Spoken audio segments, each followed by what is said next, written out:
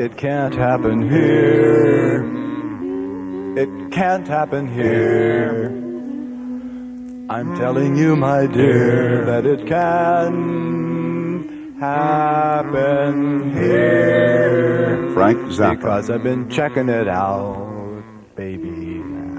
I checked it out a couple of times. And I'm telling you, it can't happen here. Oh, darling, it's important that you believe me, bop, bop, bop, bop, that it can't happen here. Who could imagine that they would freak out somewhere in Kansas? Kansas. On February 1st, 1966, by virtue of hastily drafted federal legislation, it had become a crime to sell or possess lysergic acid diethylamide in the United States. But the indiscriminate use of LSD and other hallucinogenic drugs continued to spread like wind-whipped brush fire through America's cities and through American popular music. Indeed, it could happen here. Minnesota, Kansas, Washington, D.C., L.A., wherever. John Phillips. I'm not against the use of drugs, by any means. I'm against the misuse of drugs, especially hallucinogens and amphetamines.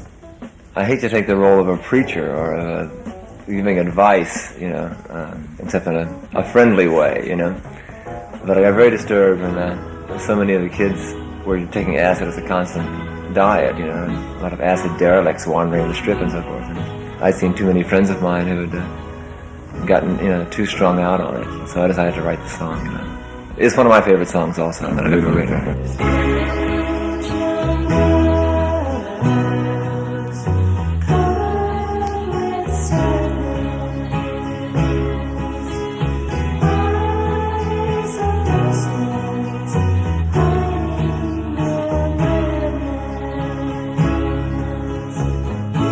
Walking the strip, sweet, soft and placid. Offering kangaroos on the altar of my thinking these gifts were sent by the dawn. Off on a train,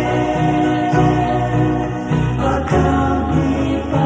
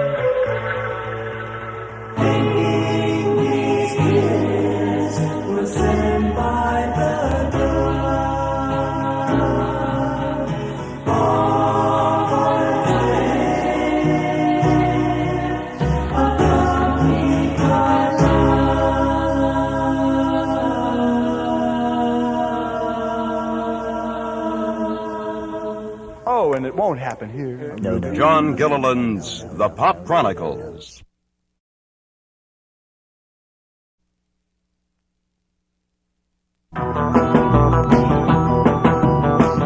Now, Chapter 19 of The Pop Chronicles, Revolt of the Fat Angel, Part 3, and or The Acid Test, Part 3.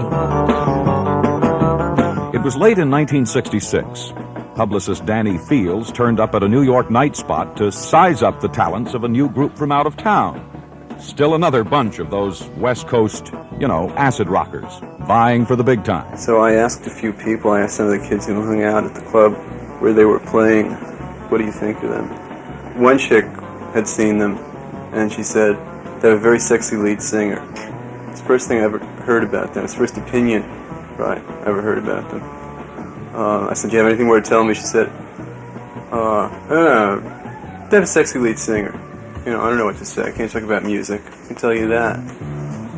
So I went down to Undine's to hear them, and I walked in the door, and they were playing. You know the day destroys the night, night divides the day. Try to run, try to hide, break on through to the other side, break on through to the other side, break on through to the other side, yeah.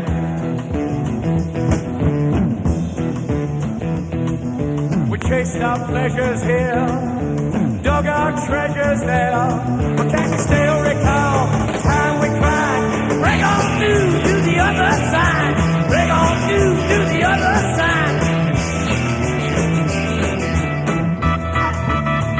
I walked across the room, and the music just kept on registering. It just kept on knocking off like response words in my brain, like, this is weird, this is compressed, this is evil, this is strong, like, this is different.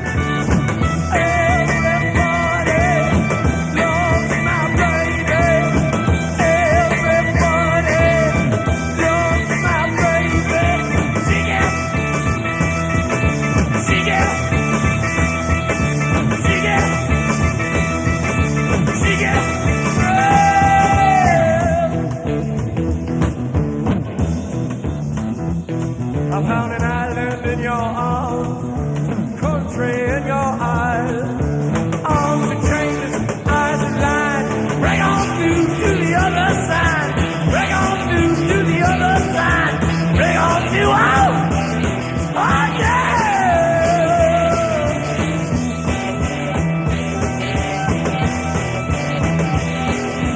Wait to see, week to week, day to day, hour to hour.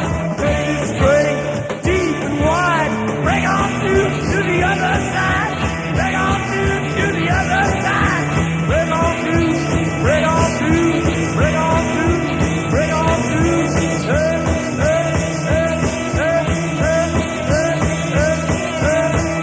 That sexy lead singer, James Douglas Morrison, and friends Ray Manzarek, Robbie Krieger, and John Densmore, had taken their name from some lines by poet William Blake.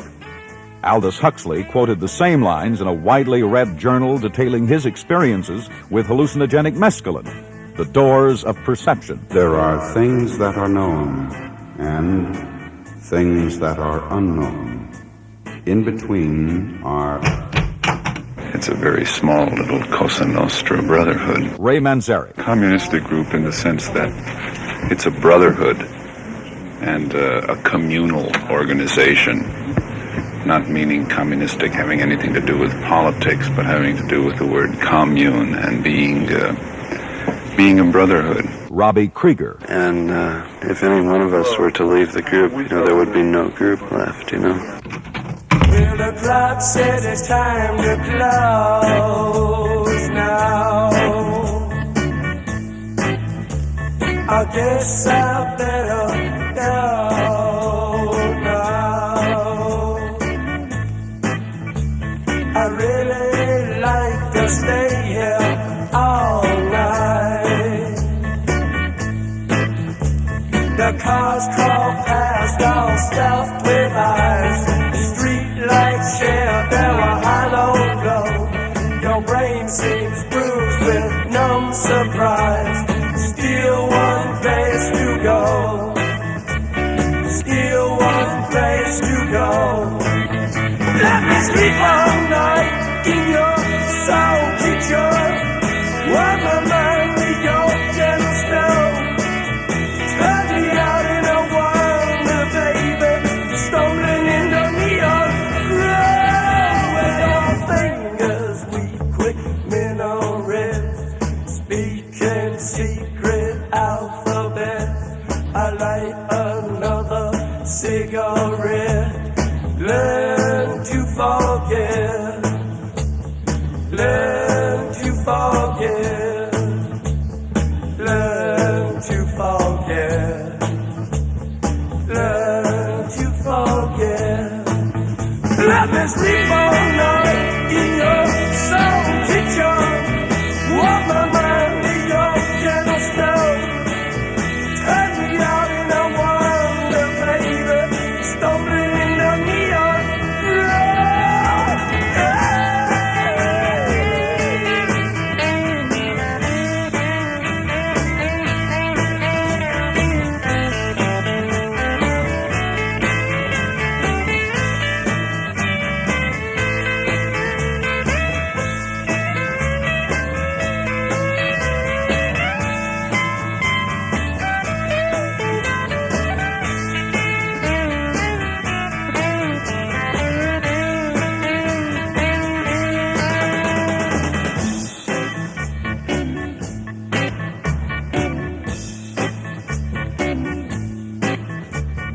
clock says it's time to close now. I know I have to go now. I really wanna stay here all night, all night.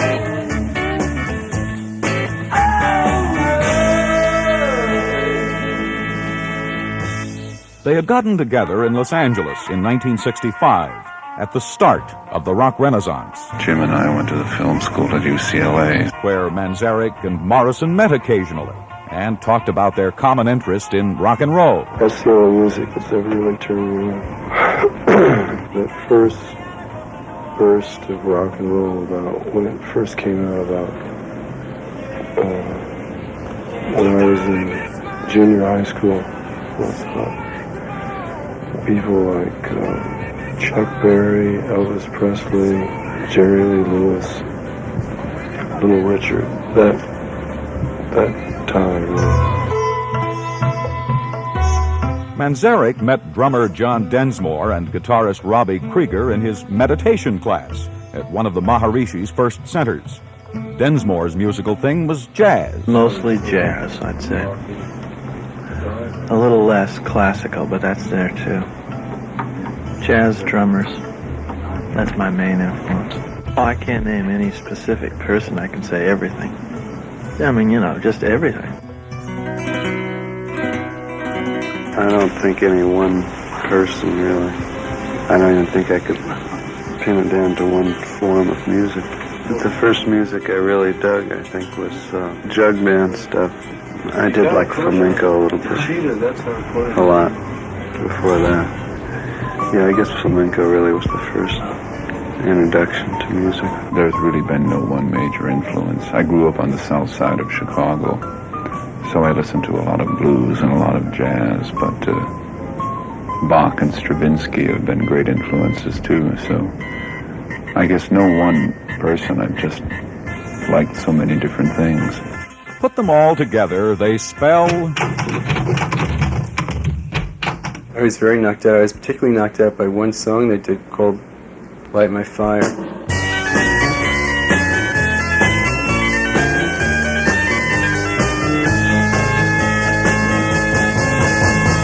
know that it would be untrue.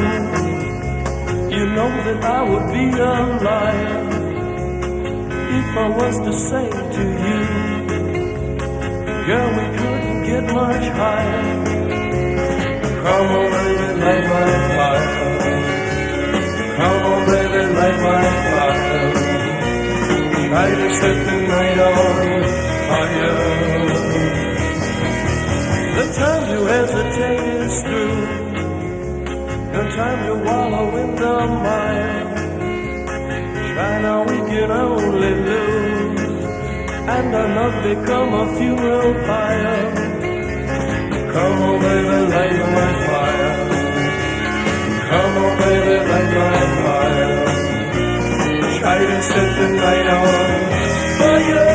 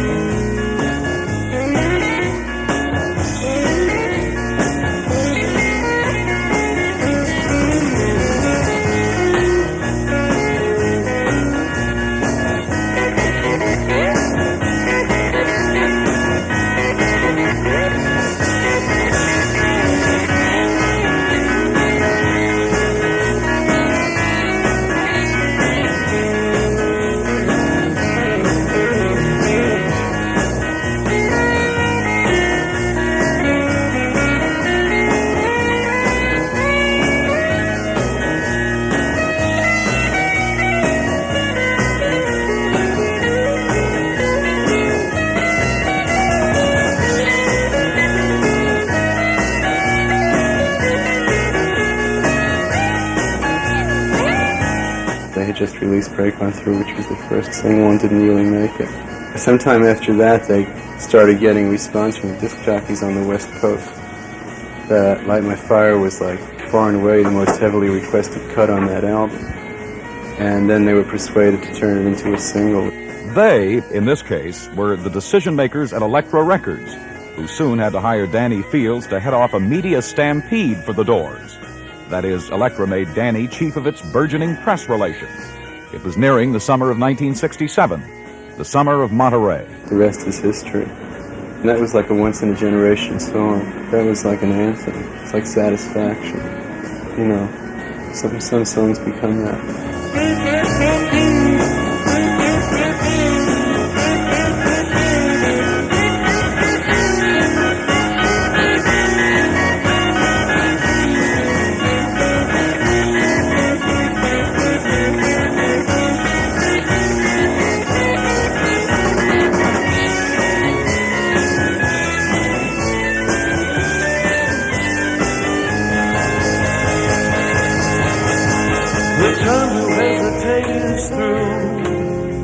No time to wallow in the mire. Right now we can only lose, and our love become a funeral pyre. Come on, baby, light my fire. Come on, baby, light my fire. Try to set the night on fire. You know that it will be untrue. I would be a liar if I was to say to you, girl, we couldn't get much higher. Come on, baby, light my fire. Come on, baby, light my fire. Try to set the night on fire. Try to set the night on fire. Try to set the night on fire. Try to set the night on fire.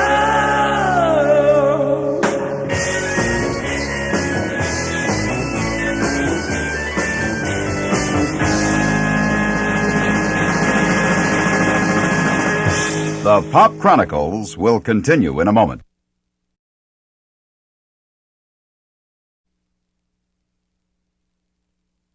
Before you slip into unconsciousness, I'd like to have another kiss, another flashing chance at bliss, another kiss, another kiss.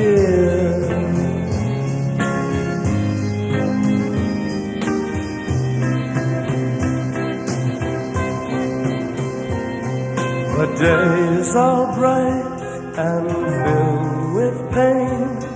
Enclose me in your gentle rain. The time you ran was too insane. We'll meet again. We'll meet again.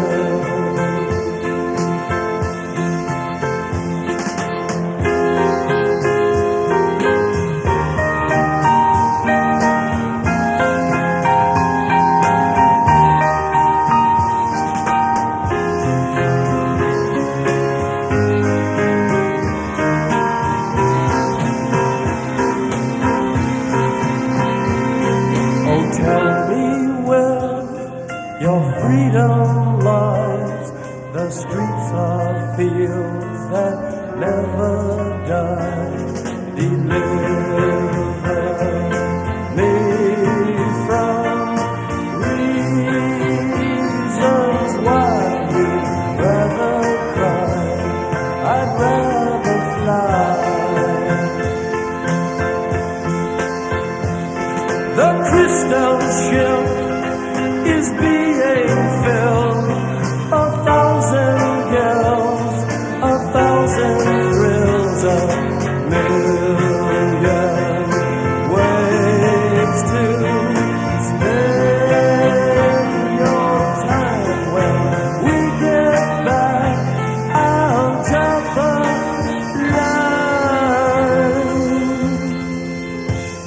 October 1967, the Doors had 2 albums on the Billboard Top 10. Their single hit, Robbie Krieger's Light My Fire, had passed the $1 million sales mark.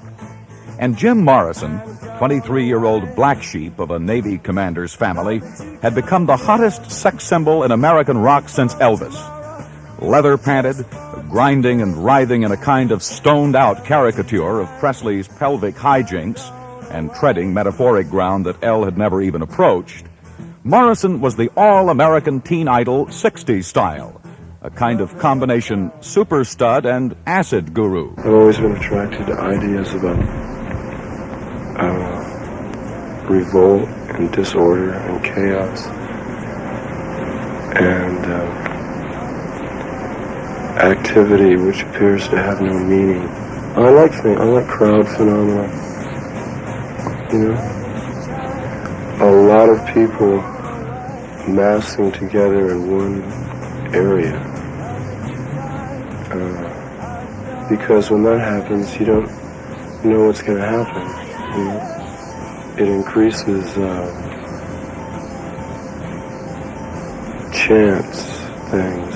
You know, it increases the possibility of something unusual happening. I was talking to Jim, and I said, "And you are the lead singer?" "Yes." "Right?" He said, "Well, don't really call me a singer." He said, "I kind of shout the songs." I said, "Okay, why don't you want to be called a singer?" He said, "No, because that will, I don't want to be compared to people who are singing. I do something else. I tell them, I say them." And that was about as much as I got out of him. People are strange when you're a stranger. Faces look ugly when you're alone. Women seem wicked when you're unwanted. Streets are uneven when you're down. When you're strange, faces come out of the rain. When you're strange, no one remembers your name. When you're strange, when you're strange, when you're strange. People are strange when you're a stranger. Faces look ugly when you're alone. Women seem wicked when you're unwanted. Streets are uneven when you're down.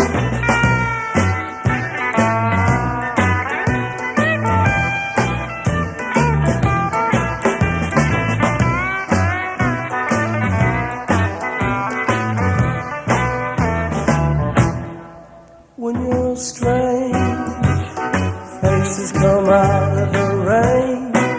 When you're strange, no one remembers your name. When you're strange, when you're strange, when you're strange. Alright, yeah.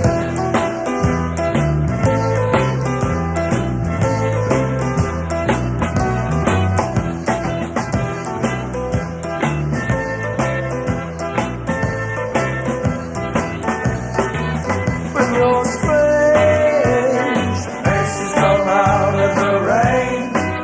When you're strange, no one remembers your name. When you're strange, when you're strange, when you're strange. You're listening to the Pop Chronicles.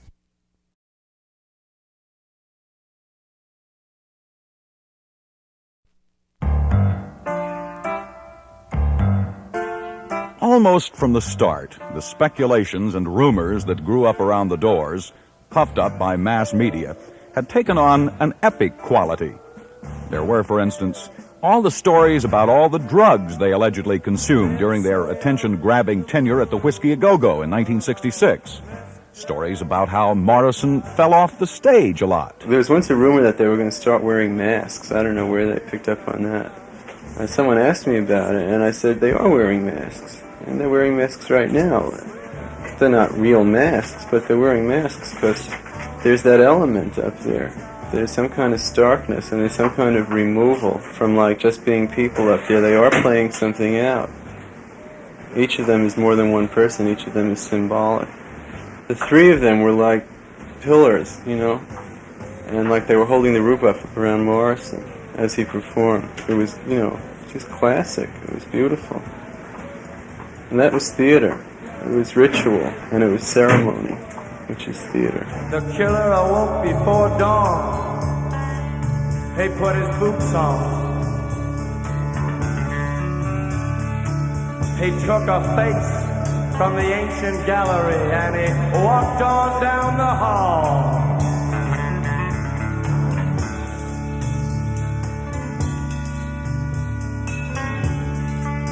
He went into the room where his sister lived, and then he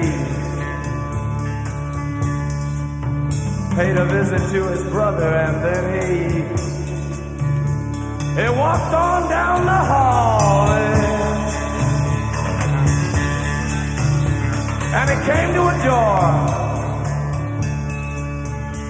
and he looked inside.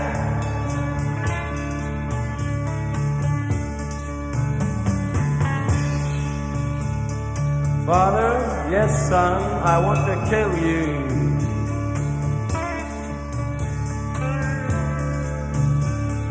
Mother, I want to.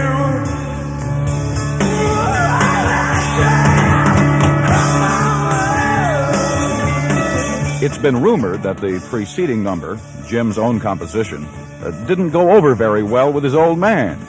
But the critics loved it. They called it things like Sophoclean and Joycean. I don't know. If you could pin it down to that, I don't know.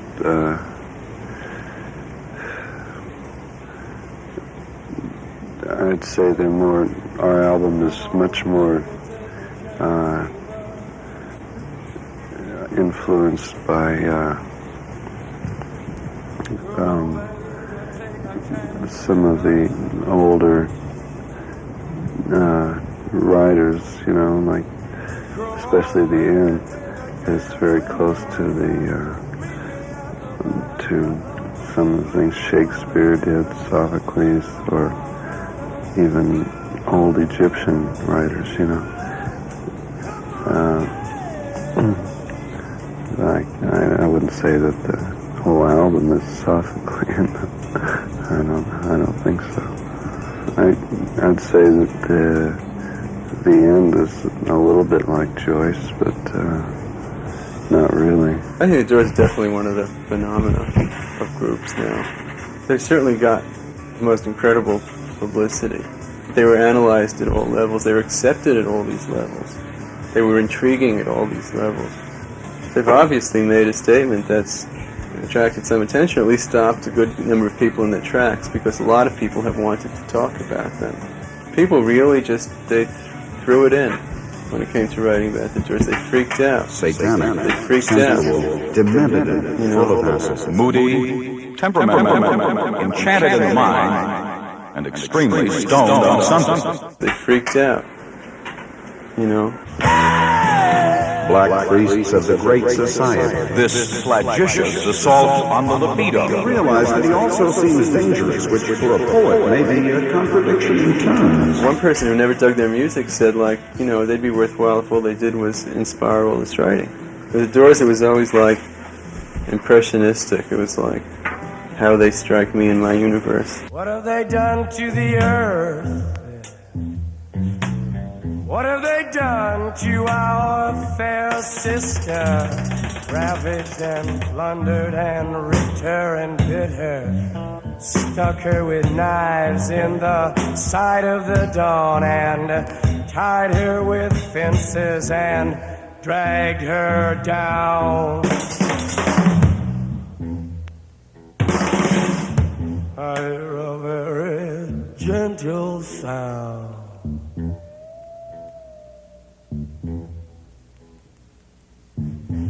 With your ear down to the ground.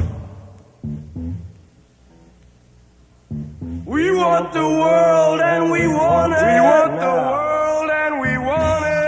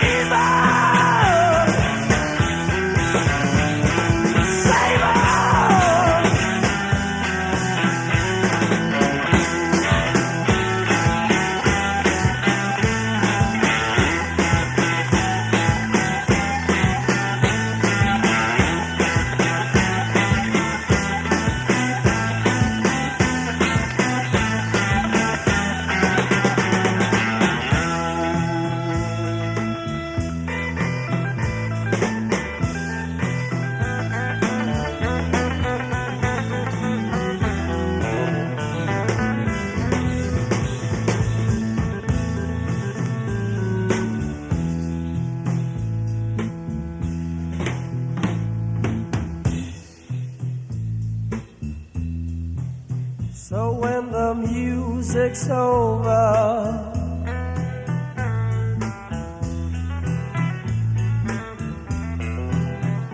when the music's over, yeah.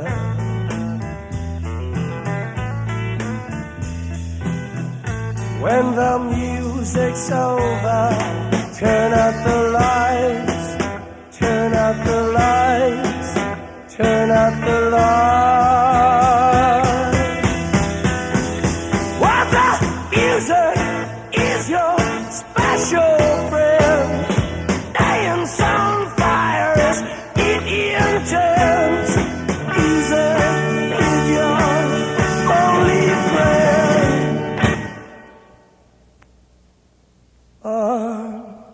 Till the end, until the end, until the end.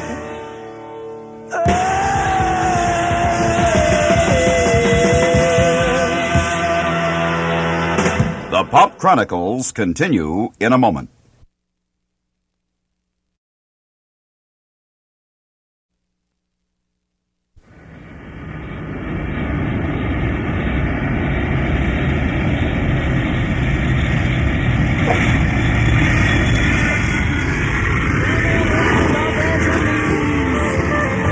Bringing in a couple of teas. Don't judge my bags if you please, Mr. Customs Man. Nefarious pot and the various other hallucinogens had been a part of the Renaissance rock scene in Los Angeles almost from the very beginning. Derek Taylor. We have all smoked marijuana, either do or have done. Well, not exactly all. I'm really just a phony, but forgive me 'cause I'm stoned. In fact, some of the most scathing commentary on the stoned out of the subculture came from the long-haired leader of a freaky-looking, freaky-sounding LA band called the Mothers of Invention. Newsweek once described them as The most radical and entertaining rock group in the United States. They are missionaries with a message. First-line musicians using their gifts to reshape the minds of You, Teen America. It can't happen here. There was, Newsweek concluded in June of 1968, method in the Mother's Madness. in their obscene gestures and erotic shenanigans with dolls, in their seemingly random wanderings about the stage, and in the mumbles, grunts, oinks, and electronic twitters that course through their satiric rock songs. Frank Zappa once called it electronic social work. And the reason we can get away with that stuff is because the guys really want to do it. They're ready for anything. If I tell them to go out, if a guy normally plays saxophone and I tell him to go up and sing unaccompanied, he'll do it. If I tell him to tap dance, he'll do it. Not because I have complete control over them, but because they like the idea of what would happen if I tap danced, or took my pants off or anything. We don't normally do that. Clean group. But we just like to get out there and just see what's going to happen. Do it again.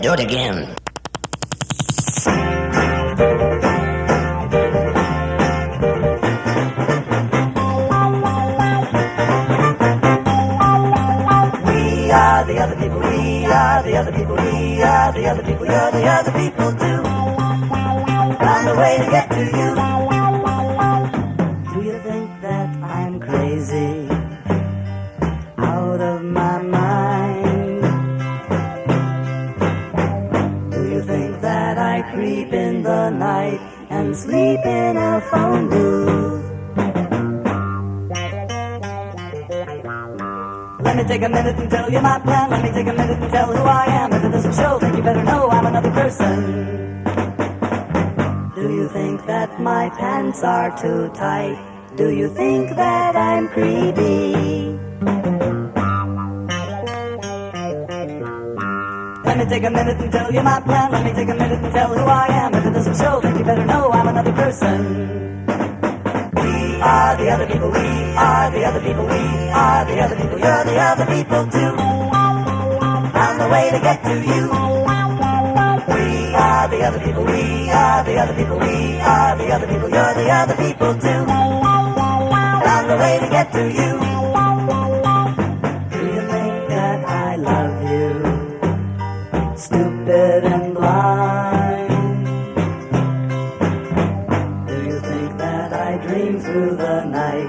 of holding you near me. Despite the unfortunate fact that most radio stations in the U.S. refuse to air the Mothers' records, you guys should be ashamed of yourselves. Pigs. The Mothers packed them in for live performances from L.A. to New York to London. In 1968, several major magazines carried articles about Frank Zappa, and Jazz and Pop magazine named him Pop Musician of the Year in its annual poll. Ralph Gleason. I think Frank Zappa is a musical genius. And I think the music that the Mothers play is music in a pure musical sense of the highest level. Now, it's an interesting comment on the American society that in order to put on a concert of absolutely beautifully pure music, they have to come out and make believe that it's comic, make believe that their whole thing is satirical. Now, they're very satirical in the way they look, the way they speak, and the way they act on the stage, but the music is as pure as the Philadelphia Symphony.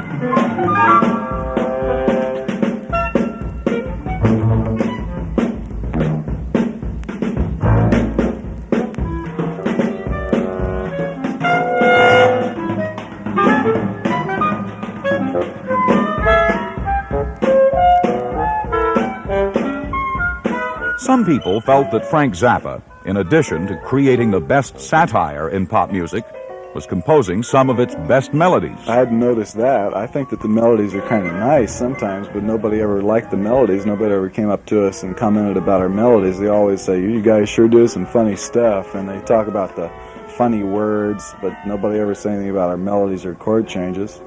Why did you say something about it? What's your trip, buddy? Tight, Daddy, don't you blow your top. Everything's under control. Hold tight, Daddy, don't you blow your top. 'Cause you think you're getting too old. Don't try to do no thinking. Just go on with your drinking. Just have your fun, you old son of a gun. Then drive home in your Lincoln.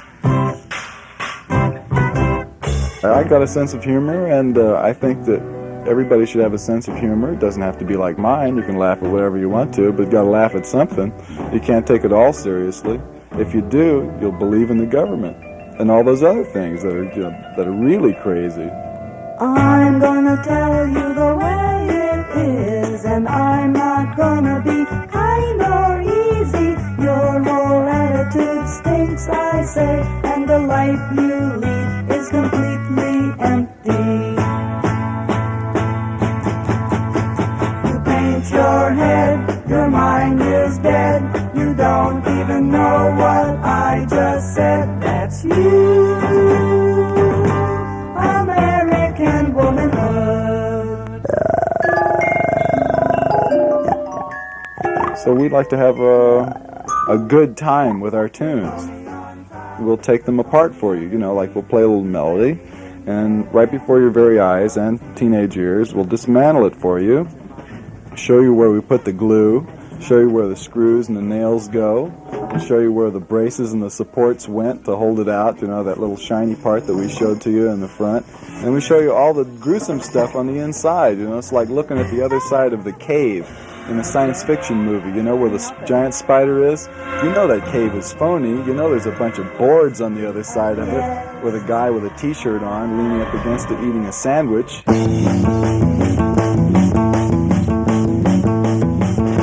Oh, Jelly Roll Gumdrop, got my eyes on you. Baby, don't you know now, Jelly Roll Gumdrop, got my eyes on you. The way you do the bop, like a spinning top, the Pachuco hop, and the LA slop. You make a streetcar stop at the soda shop, and my eyeballs pop when I see my Jelly Roll Gumdrop, got my eyes on you. His native musical environment was the rhythm and blues vocal group sound of the 50s, which the Mothers later recaptured in albums like Freak Out and Cruising with Reuben and the Jets. Because I really love that kind of music. It drives me up the wall when I listen to it. He also became deeply involved in the music of contemporary classical composers like Igor Stravinsky and Edgar Varese.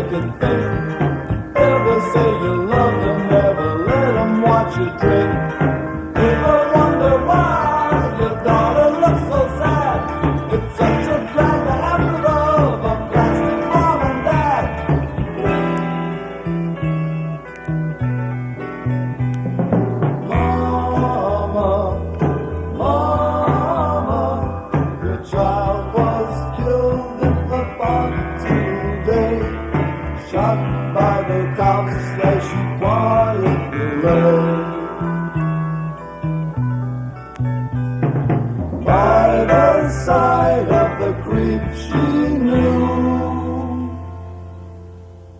They killed her too. In a moment, a preview of the next chapter in John Gilliland's The Pop Chronicles.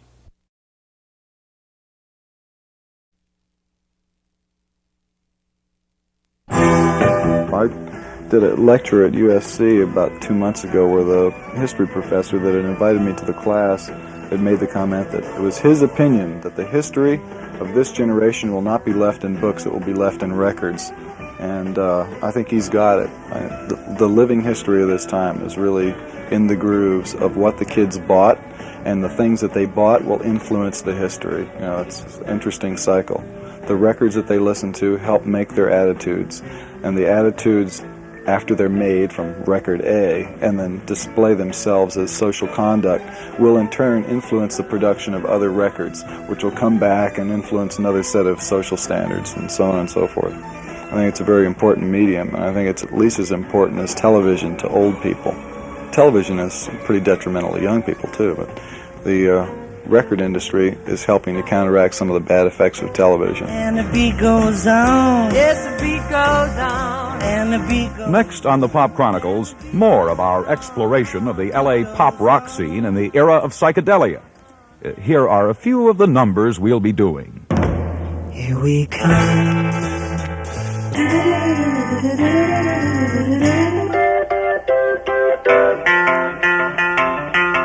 I wanna be free, like the bluebirds flying by me. I mean, it's worse than playing Superman. It really is.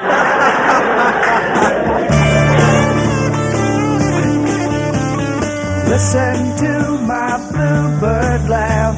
She can't tell you why. First, it was a bunch of yakety throw-up guitar. Well, Are we putting you upside? That's it, just a taste. The trouble is, the audience is so narrow-minded about that, you know. If you don't play like they think every other rock and roll band should play, then you stink, and let's bring on the fudge, you know.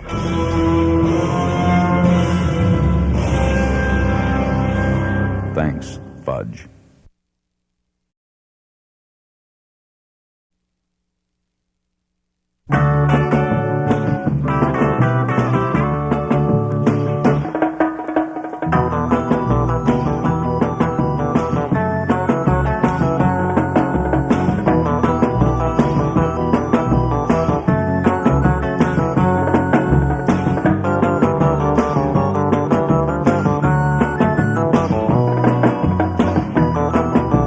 The Pop Chronicles are written, narrated, and produced by John Gilliland.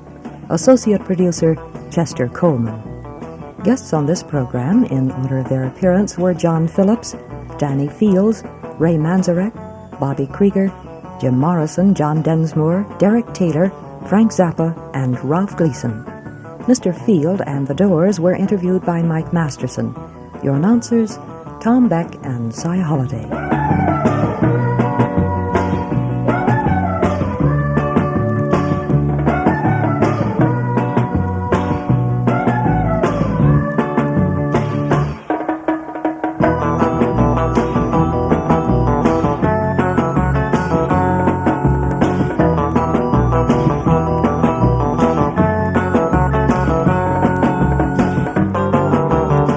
Pop Chronicles are intended solely for the private enjoyment of our audience. Any other use of the material without the express written consent of John Gilliland is prohibited.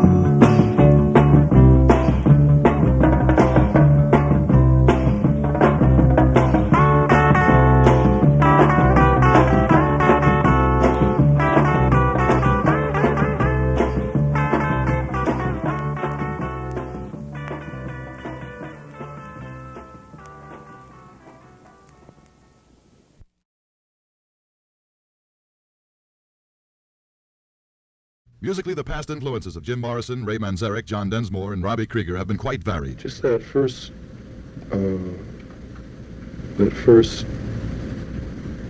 burst of rock and roll about when it first came out, about when I was in junior high school, was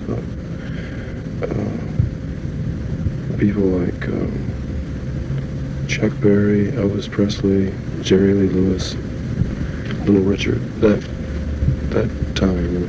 That's the only music that's ever really turned me on. I like the Stones. Oh, so many people. There's really been no one major influence. I grew up on the south side of Chicago, so I listened to a lot of blues and a lot of jazz, but Bach and Stravinsky have been great influences too, so I guess no one person. I've just liked so many different things. Oh, I can't name any specific person. I can say everything. I mean, you know, just everything. Mostly jazz, I'd say. A little less classical, but that's there too. Jazz drummers. That's my main influence. I don't think any one person really. I don't even think I could pin it down to one form of music. But the first music I really dug, I think, was like jug band stuff when that first came out about 5 years ago, and I did like flamenco a little bit, a lot before that. Yeah, I guess flamenco really was the first introduction to music.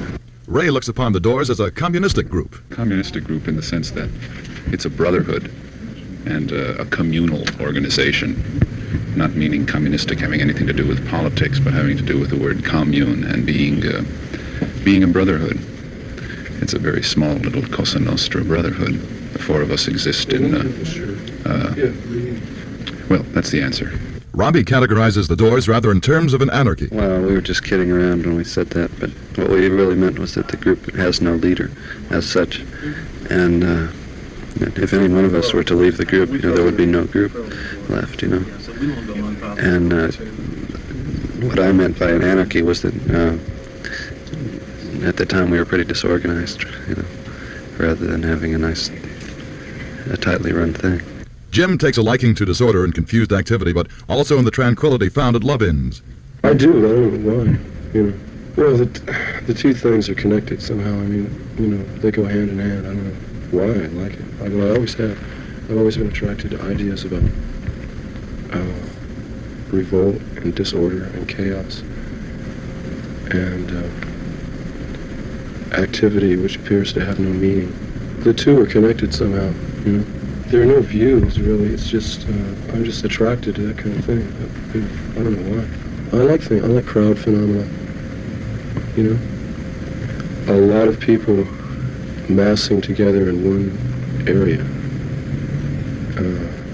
Because when that happens, you don't know what's going to happen, you know. It increases chance things, you know. It increases the possibility of something unusual happening. Off their first and subsequent gold LP, Ray has two particular favorites. I think The Crystal Ship and Light My Fire are the two favorites outside of the end. Crystal Ship because it's a beautiful song. And Light My Fire because it's really exciting. It's really the first time I've heard improvisation in rock that was more than just what the Yardbirds call a rave-up. And in a way I'm surprised that some of the jazz people haven't picked up on it yet and don't realize that it's improvisation in the classical jazz tradition.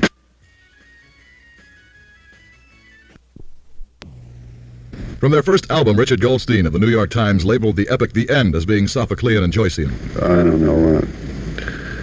If you could pin it down to that, I don't know.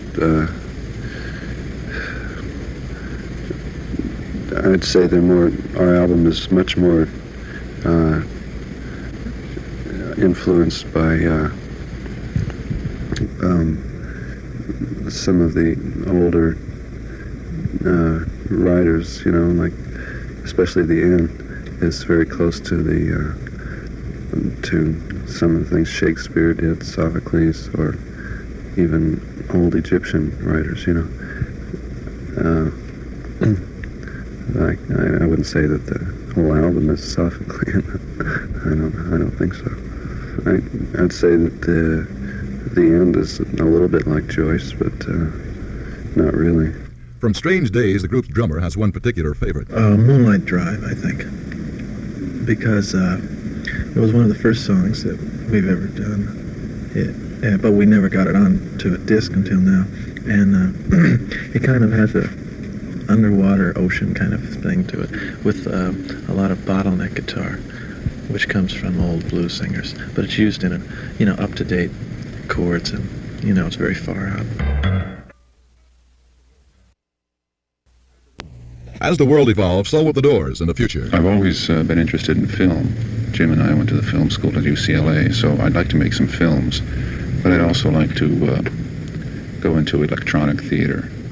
I think we're going to evolve into that. I don't know when. It'll take a couple of albums yet, but eventually one of our albums will be almost a radio play. You won't have the visual aspect. We'll get into that someday, actually putting on the production on stage. But first we have to do it on a record.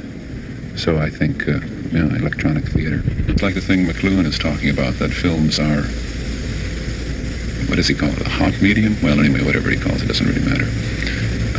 The electronic thing is much more involving than sitting and watching a screen. People want to be totally involved, have much more of a sensual involvement. Because of television, you sit down and watch television, and that started the whole thing. The light rays come off and hit you and envelop you. And if you really sit down and watch TV, you can feel the light rays completely enveloping you. So because of that, people want to be totally enveloped by other forms. So that's what's going to happen in the electronic theater. It's going to be a total enveloping. Whereas in film, you're not totally enveloped. You're sitting watching something going on in front of you. You're watching a screen. So film is a dying medium. From Strange Days, a favorite of all four members is Your Lost Little Girl.